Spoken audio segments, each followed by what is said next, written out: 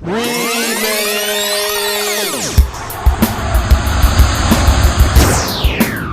up, YouTube? I wanted to come on here to quote Miss Ophelia Payne. I want to come on here and wish you guys a very Merry Christmas.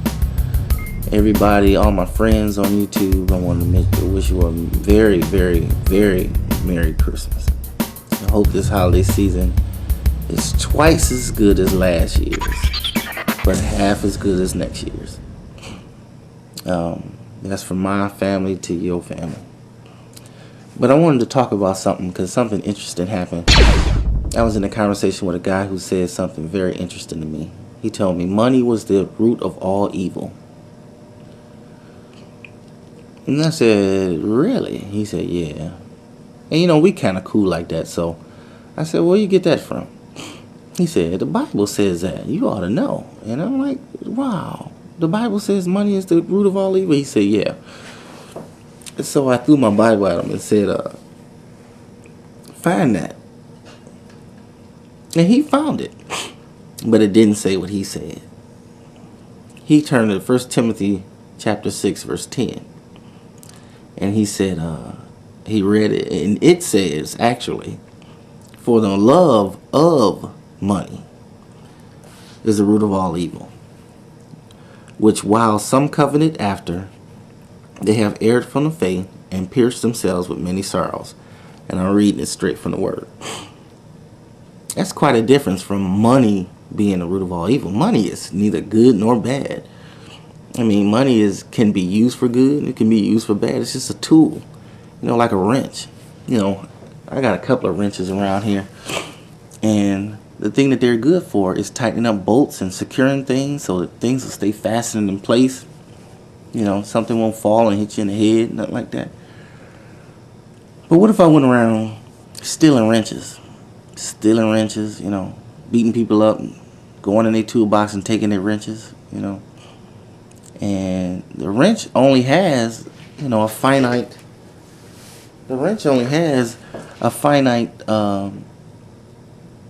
number of uses. Some wrenches tighten up big bolts, some small bolts, but it's all for tightening up bolts. Same thing with money. Money is a tool to get, things and services done. It's just a tool. But God is so much more than money. You know what I mean? So to put more love and more confidence and more faith in money than God is confusing. And God is like, why would you do that when I can bless you with all the money that you can stand? According to your faith, be it done unto you. I want to talk about another. This one's not widely misquoted because it's not even in the Bible. But when I was coming up, they used to say this in a small black church where I went. And I don't like to say black church, but everybody went to this church was black. So, anyway, there was a quote that they used to say, and they thought that they were quoting Jesus when they said, if your conscience doesn't condemn you, neither will I. And if that sounds foreign to you, that's only because, you probably wasn't in the circles where that was thrown out in the pulpit. And that's misquoted. It's not even in the Bible. I mean, it's not even misquoted. It's unquoted by the Bible. Another one. Here's one that I know you've heard of. And it's spare the rod, spoil the child. Now, that one has been in books. It's been in movies. It's been everywhere. But it's misquoted. And it's wrong. That one has been niceified. That's my little glad term, meaning it's, some sugar been put on it, and stirred up, just make it a little sweet and not so stingy. But if you turn to Proverbs chapter 13, verse 24, here's what it actually says. He that spareth his rod hated his son. But he that loveth him, chasteneth him betimes. That's quite different from spare the rod, spoil the child. Yeah, that's true that if you don't whoop your kids, you gonna spoil them. Meaning spoiled, meaning these kids get a false sense of security in thinking that they are in charge. But the Bible don't say that. The Bible says if you don't whoop your kids, you hate them. And the reason it says that, because there's another part of the Bible that says, if you don't whoop your kids, you send them to hell. Actually, it says it the other way. It says, if you do whoop your children, you save them from hellfire. Yeah, look that up. Look that up. It says that. Look it up. I was in a restaurant just 2 days ago, and this guy came up to me. Well, actually, he asked the whole counter. A lot of people are sitting at the counter. He asked the whole counter. He said, listen, I have 3 stepchildren, and I'm feeling a little funny about disciplining them. Do you think I should discipline them? And I said, well, no, you shouldn't discipline them at all. After all, they are paying the bills, you know. They are going to work every day and coming home and putting food in the refrigerator and making sure the bills are paid. You know, kids are important for that, you know.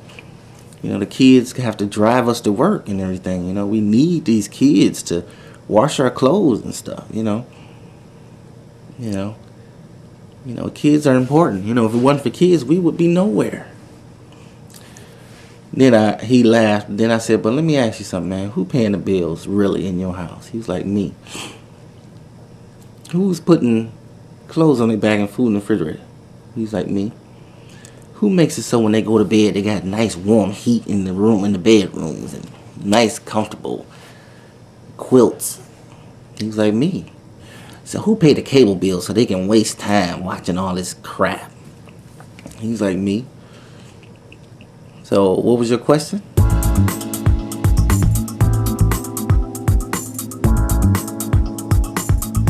Because if I'm doing all that and the child want to sass me and they want to tell me what they not going to do and they going to talk back and they want to roll their eyes and stuff like that, woo, it's time to, ooh, yeah. Yeah, it's time to throw down. Yeah, it's time to come to Jesus. Yeah. Ain't nowhere in the world I'm gonna go to work, get a check, invest in this child's future for this child to sass me? Nowhere in the world, man. Ooh.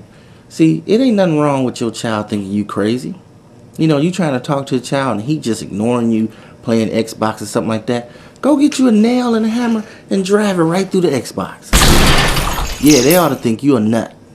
Why you do that? And then you ought to just... Ooh. Let me calm down.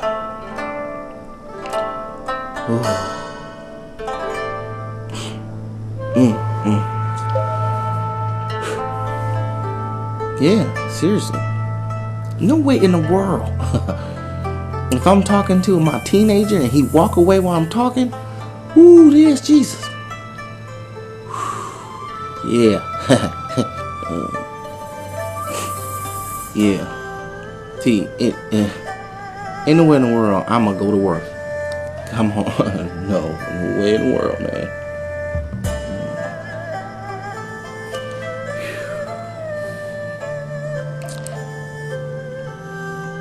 See, but ain't nowhere in the world.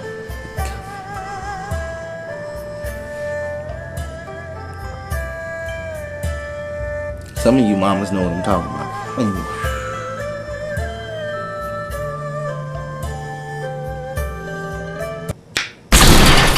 Here's one that I know you heard.